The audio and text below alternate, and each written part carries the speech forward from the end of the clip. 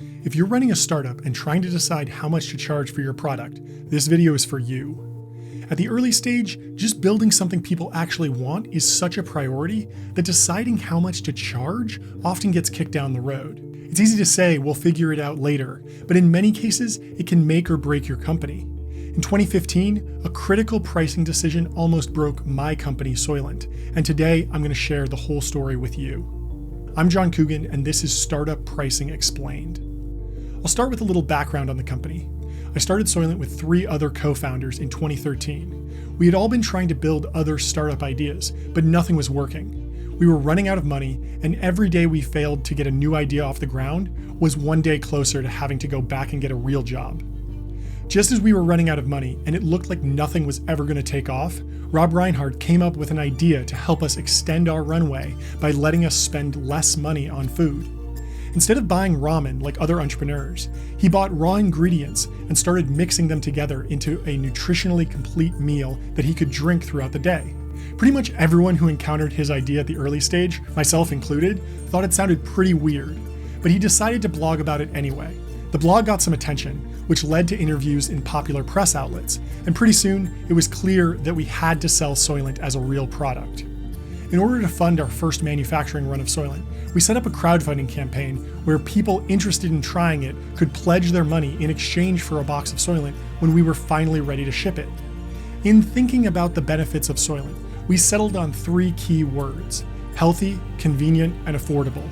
Typically, food options only satisfy 2 of these criteria. Nice restaurants are healthy and convenient, but expensive.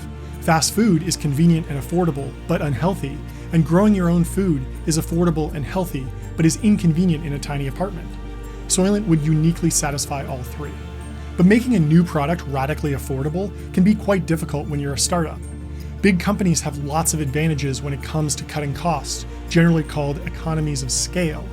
Large corporations can own their own supply chains and purchase raw materials in massive quantities, which earns them a discount. Once they've driven their cost of goods down, they have the option to either bank those savings as increased profits, or they can get aggressive and try and lower their prices in hopes of driving out the competition. When we initially priced Soylent, we were hyper-focused on delivering value to our customers. Our crowdfunding backers were extremely excited about the project, and we really wanted to deliver something great. We had a genuine hope that a low-cost, healthy food could really help people who were struggling to eat well on a budget, so low prices were essentially non-negotiable. To decide how much to charge, we did a simple bottoms-up analysis where we looked at how much we expected to spend making the product, and then added the slightest bit of buffer room just in case things became more expensive down the line. You have to remember that when we set up the crowdfunding campaign, we didn't have a contract in place with a manufacturer, so we didn't have a solid quote for how much the product would cost to make. Unfortunately for us, our first cost estimates were way off, and there was no way we could make any profit at the price we had originally set, so we had to raise prices. But the community wasn't too upset. They generally understood that we were just a small company, and we were doing our best to deliver a great product. But the question of pricing would become much more important a few years later. In 2015, our company was humming along. We had introduced new products and found bigger manufacturers who could mass produce Soylent at reduced cost. So we found ourselves in a situation that big businesses face all the time. Should we use those profits to grow our company, or reduce prices in hopes that more people would buy our products? To answer this question, we turned to a basic economic theory called price elasticity. Even if you've never taken an economics class in your life, stick with me, because the idea is intuitive but quite powerful. The elasticity of demand is defined as the percentage change in quantity demanded divided by the percentage change in price. So if the price of something goes up by 10% and demand drops by 10%, then 10% divided by 10% is 1, and the elasticity of demand is considered unit elastic. Things get much more interesting, though, when one of these variables starts moving more dramatically than the other. One classic example involves illegal drugs. Because drugs tend to be addictive, drug users will pay nearly any price for them, meaning that drug prices are inelastic. If the price of a drug doubles due to enforcement action, demand might only fall by 10%. In these situations, drug dealers wind up earning more money from drug sales and in turn have greater resources to skirt the authorities. Elastic goods are the flip side of this coin, meaning that just a small increase in price can dramatically decrease the demand for a product. Luxury items tend to be elastic because they aren't essential to everyday life, although I'm sure some extremely rich people may disagree with me here. In 2015, we believed that the demand for Soylent was elastic because the food and beverage industry is so competitive.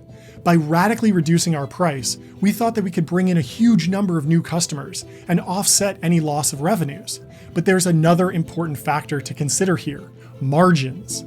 Revenue is important at a startup, but profit margins are arguably even more important, since that's what you use to pay your employees and grow your business.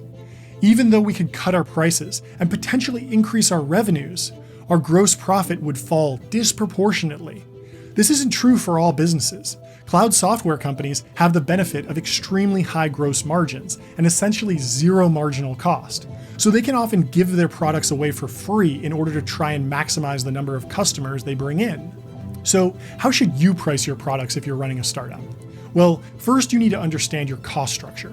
How much revenue does each customer bring in, and what are your gross margins on that business? You should try and understand if demand for your product is elastic or inelastic. If you're selling something that people really need, you might be able to set a high price without losing that many customers. If the opposite is true and your product is elastic, you need to be very careful about price changes. Raising your prices even a few percent could decrease your conversion rate significantly. It's important to do both bottom-up and top-down pricing analyses before you decide what to charge. Figure out what it costs you to provide your product or service to your customers, and then look at what your competition is charging. Once you understand the competitive dynamics in your industry, you'll be in a much stronger position to set your startup up for success when you launch.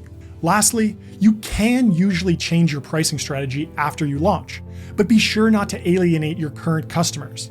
It's always beneficial to offer existing customers discounts to keep them on board, and be clear about how long the new pricing structure will last and what motivated the change. Community management is important at every startup, and transparency is an extremely valuable tool to keep early adopters happy while you're experiencing growing pains. Good luck, and if you enjoyed this video, please consider subscribing to the channel. If you have any questions for me, just leave me a comment below or message me on Twitter. Thanks for watching.